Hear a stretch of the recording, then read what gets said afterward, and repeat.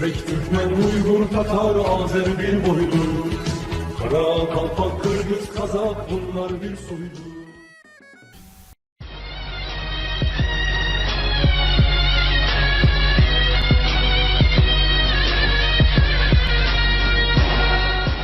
Пусть единство независимых тюркских стран будет крепким, а независимость вечной. Пусть лучи независимости братских государств всегда озаряют дальнейший путь всем тюркским народам, идущим к свободе.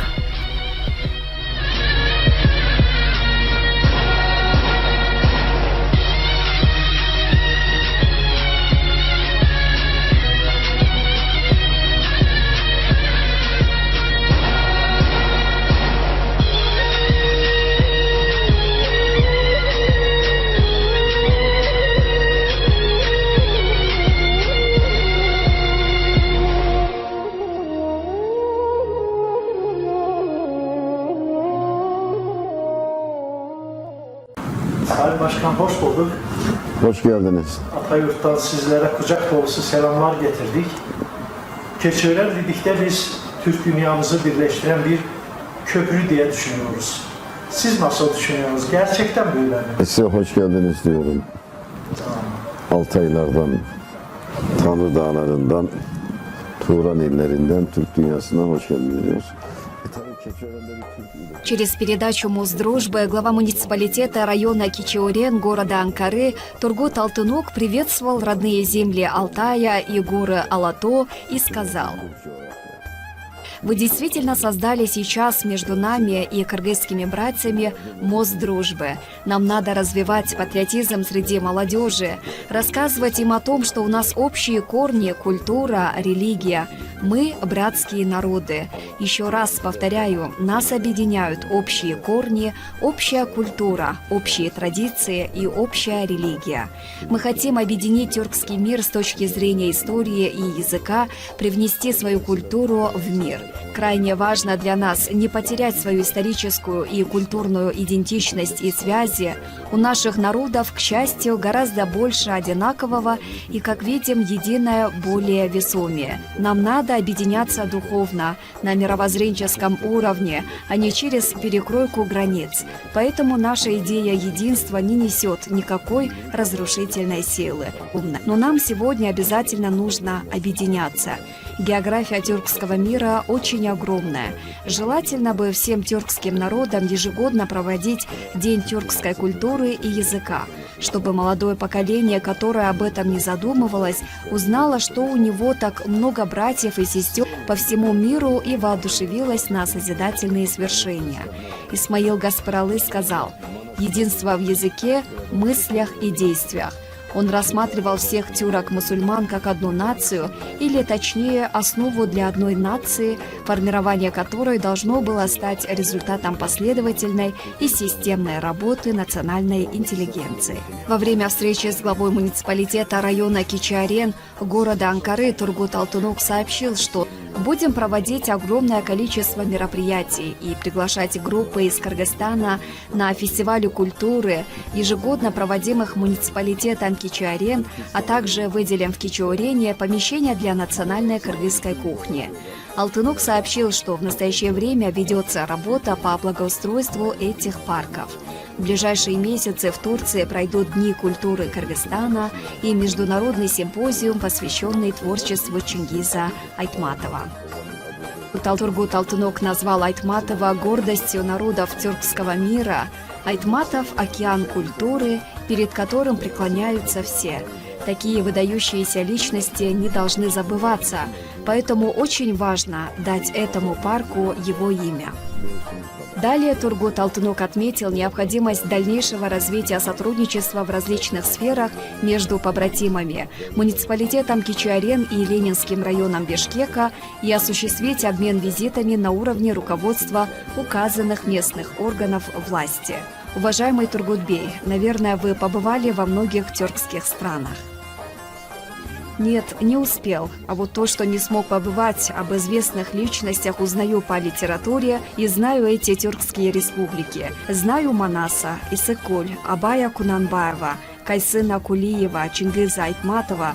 Все про Азербайджан, Туркменистан. Если так посмотреть, то в Турции эти могучие известные имена даны улицам, паркам, мостам, поселкам и так далее.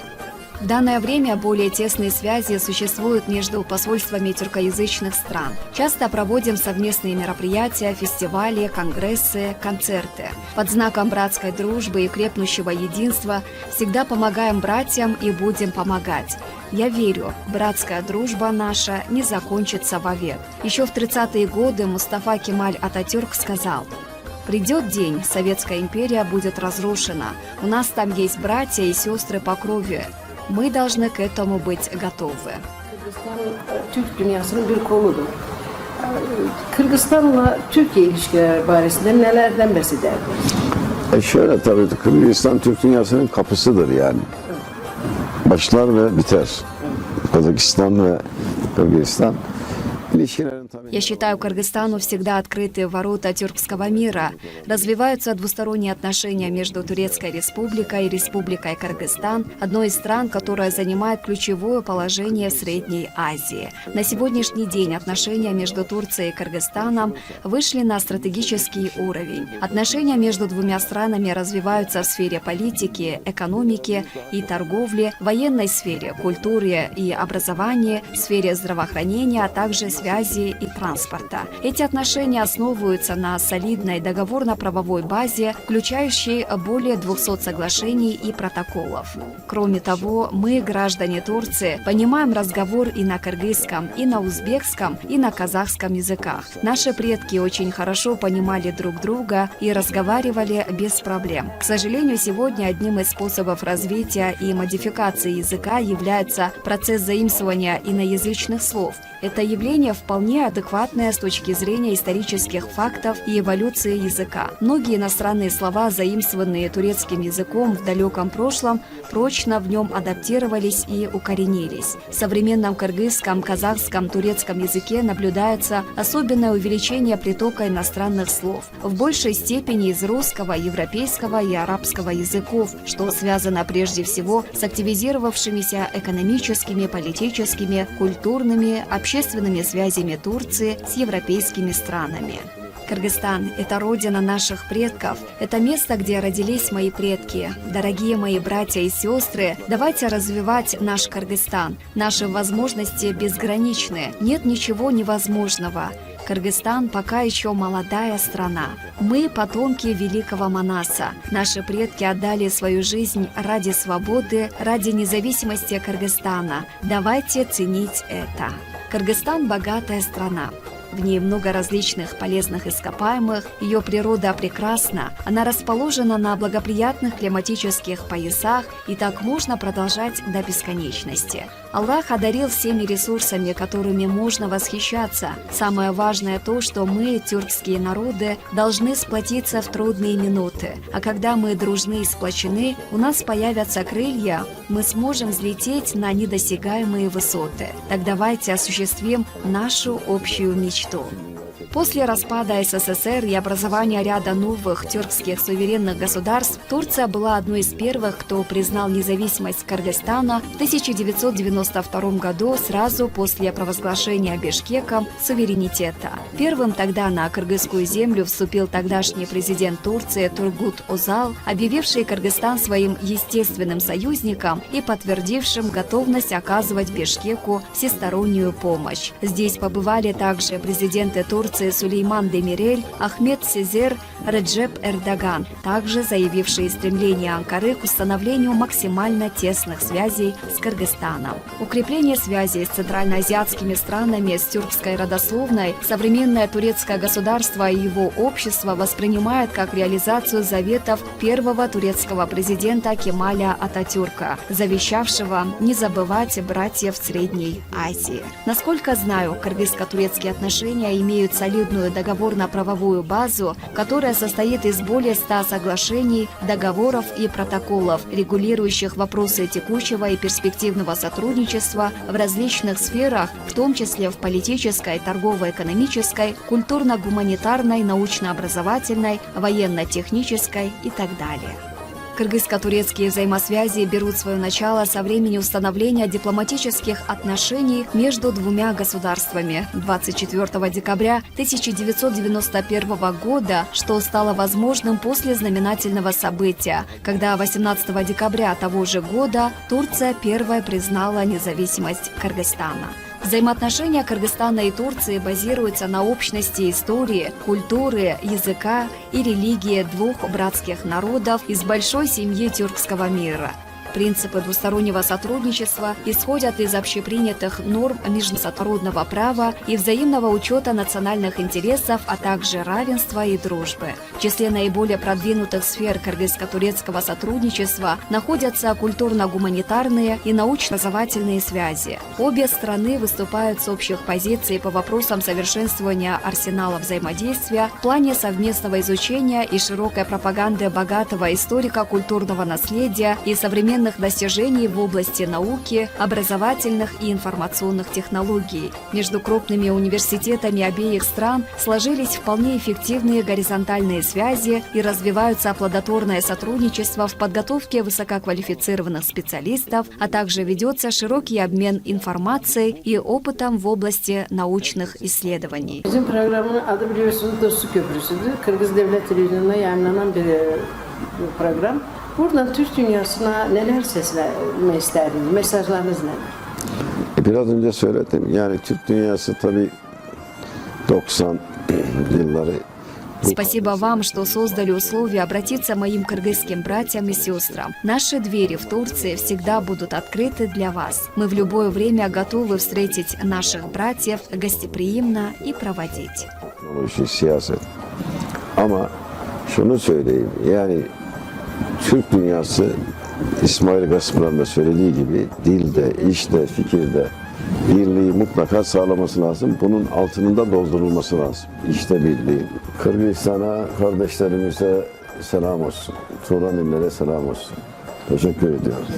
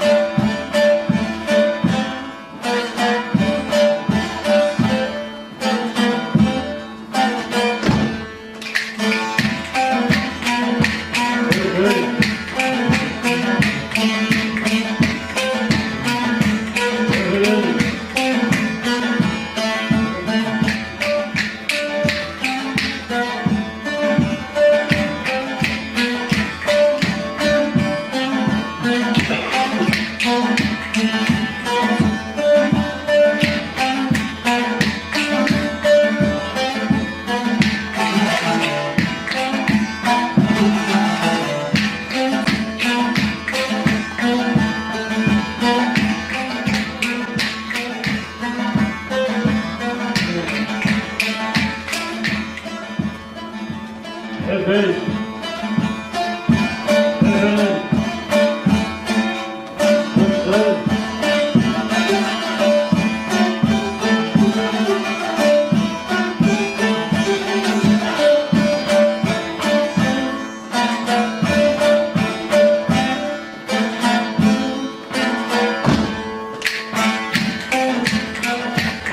Evet.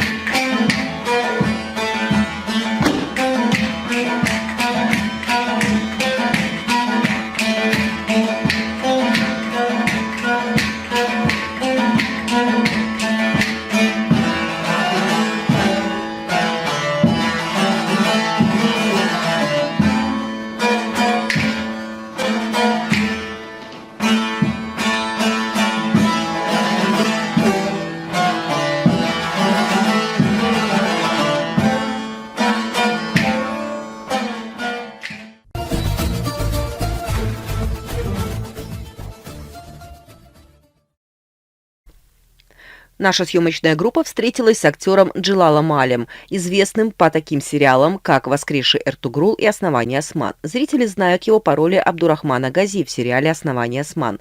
Он рассказал нам, откуда он родом, сколько ему лет, о своем семейном положении, в каких сериалах снимался. Джилал Аль родился в Артвине, Турция. В 1982 году получил актерское образование, начал сниматься в сериале «Куртлара». В «Одиссе. Засада» в 2012 году принимал участие в актерском составе исторического сериала «Воскресший Эртугрул», который транслировался на экранах ТРТ. Актер Джилал Аль сыграл роль Абдурахмана Альпа в сериале «Воскресший Эртугрул» и стал широко известен.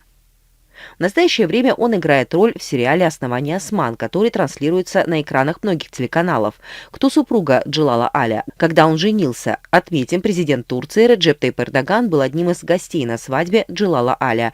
Актер женился на Назифе Аль 15 апреля 2019 года в Шишли-Бомонти. В браке у них родилась дочь 27 ноября в 2020 году. Ее назвали Хатидже Марье. «Я очень счастлив быть в горах Тенгри, Кыргызстана. Мои предки приехали в Турцию отсюда. Сейчас я на своей родине. В Кыргызстане меня встретили очень тепло. Каждый человек тепло и гостеприимно приветствовал нас. У вас хороший министр культуры. Я видел поддержку и любовь каждого. И не чувствовал, что это не родная земля. Во-первых, тесные связи между братьями и сестрами друг с другом являются доказательством того, что мы принадлежим к одному корню, языку, истории и религии. Мы обязаны хранить нашу великую историю. Это является одним из самых важных способов сохранить нашу историю и отразить наше прошлое в будущем. Надеюсь, благодаря этим проектам мы многое можем достичь. Тем временем при участии общества турок-ахыска в Кыргызстане во главе с Атамшой Дурсуновым ни на минуту не чувствовал себя одиноким. Также хочу поблагодарить общину ахыска через ваш телеканал «Пирамида». До встречи в турецких сериалах на телеканале «Пирамида».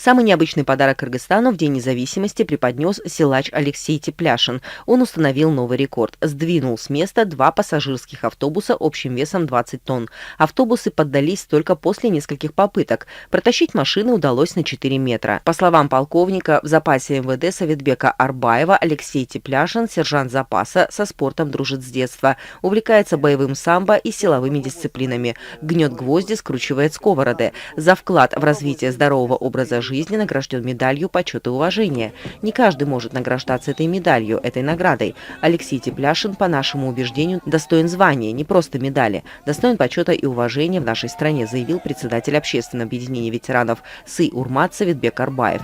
Алексей Тепляшин не новичок в силовом экстриме. За его плечами немало рекордов, и все свои достижения он посвящает Кыргызстану. Отметим, весной текущего года Алексей Тепляшин установил абсолютный рекорд Кыргызстана. Он протащил 4 грузовых полувагона, вес которых достигал 100 тонн и 150 килограммов. В себе просто открыл способности. Сам как бы всю жизнь в спорте, веду здоровый образ жизни. Ну и как бы решил заняться таким силовым направлением. Ну, сегодня попробую установить второй рекорд Кыргызстана, республики. Попробую сдвинуть с места 3 пассажирских пустых автобуса.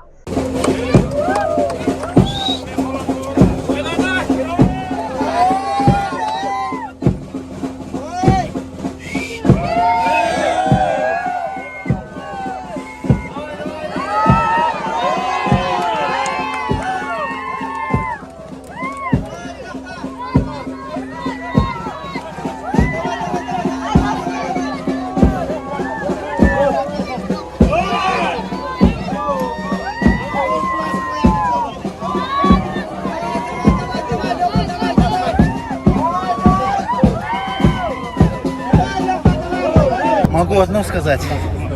Почему было очень тяжело изначально. Просто все, оказывается, стояли на накате и на скорости. Поэтому с первого раза у меня не получилось. Вот. Но со второго раза я сдвинул 2 автобуса. Я думаю, это тоже результат на 4 метра сдвинуть. Но на достигнутом останавливаться не собираюсь и не буду. Буду дальше ставить рекорды. За честь своей страны, за честь своего народа, за честь своей республики. С праздником! И всех с праздником!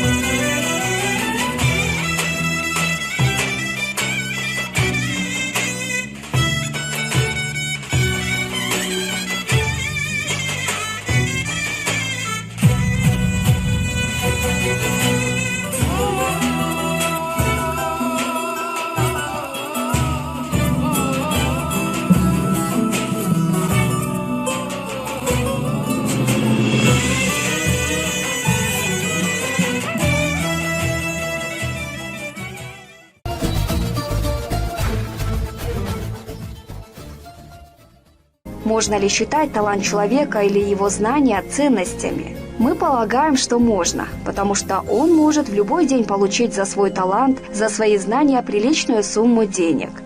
Только в этом случае мы должны назвать эти ценности нематериальными. А сегодняшняя наша тема уже вы знаете. Тема «Что такое богатство?». Оно разносторонне понимается. Всем детям с детства всегда учили, что такое богатство. Человек должен учиться, образование получить, работать должен, чтобы богатство чтобы было, развивать. Основное богатство, что такое, возможно, даже и в школе, и дома, возможно, подробно не объясняли. Да? Человек, когда учится, развивается, и уже сам понимает, что для него это богатство. Основное наше богатство – это вера Всевышнего. После уже идет наши родители, наша семья, наши братья, сестры, окружающие, наша Родина.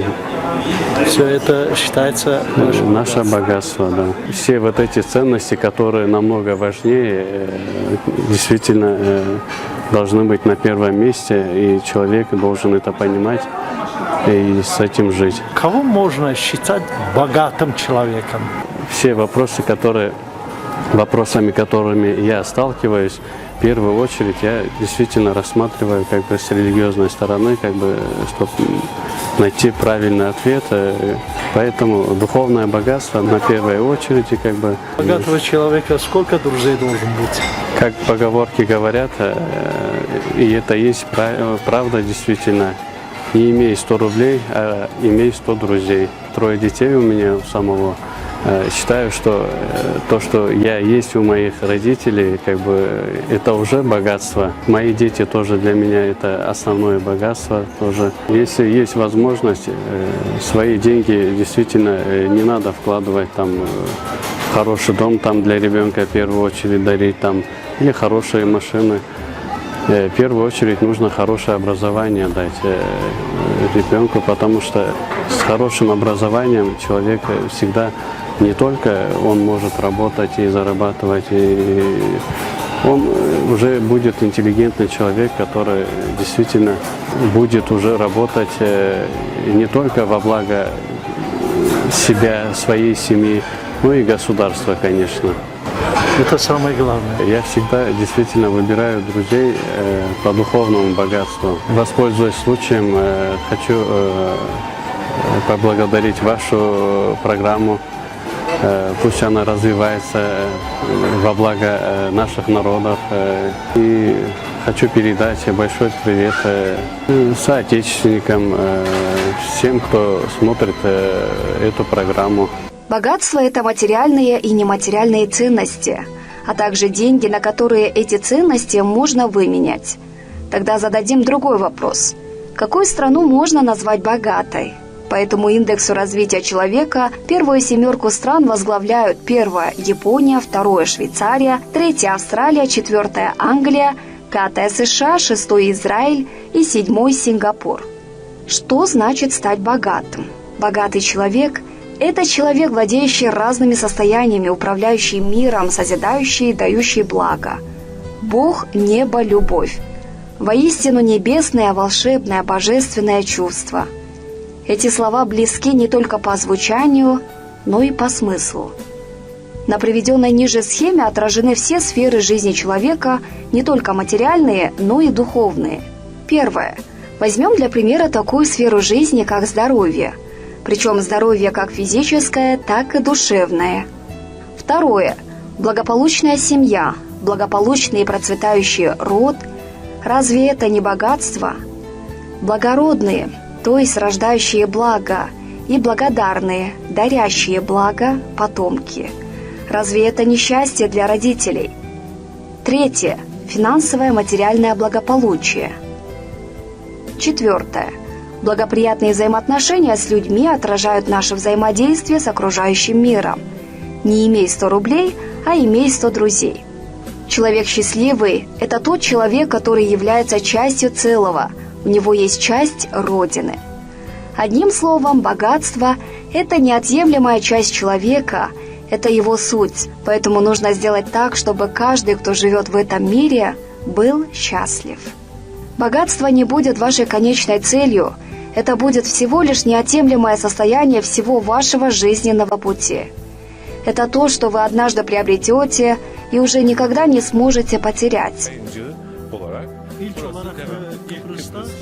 Богатство – это здоровье матери, уважение отца, радость детей, верность друзей и любовь дорогого человека.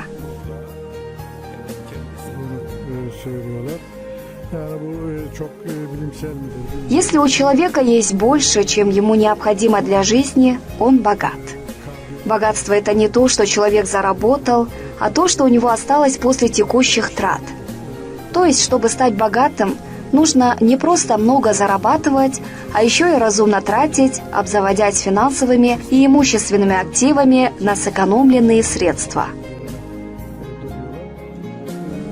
Богатство – приоритеты самого человека к отношению и пониманию жизни и возможность осуществлять успех для своей жизни, причем, как и богатство, успех является сугубо индивидуальным для каждого человека.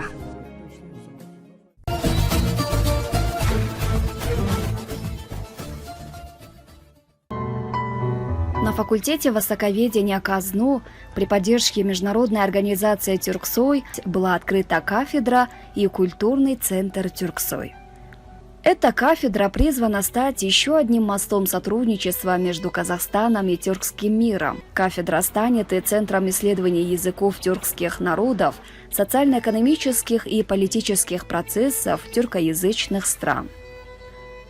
И в прошлом году на факультете востоковедения КАЗНУ имени Аль-Фараби, открытие которого было приурочено к столетию Азербайджанской Демократической Республики и 95-летию общенационального лидера Гейдара Алиева, Азербайджанского научно-образовательного центра. Различные мероприятия, конференции, Круглые столы и семинары, связанные с тюркологией, уже проводятся на кафедре Тюрксой. Центр истории и культуры Азербайджана открыт посольством Азербайджанской республики в Республике Казахстан при финансовой поддержке Республиканского общественного объединения «Ассоциация азербайджанцев Казахстана». Напомним, что факультет востоковедения является крупнейшим центром Казахстана по подготовке высококвалифицированных специалистов со знанием восточных языков. Изучение восточных языков, в частности арабского, в стенах университета берет начало с 70-х годов XX века.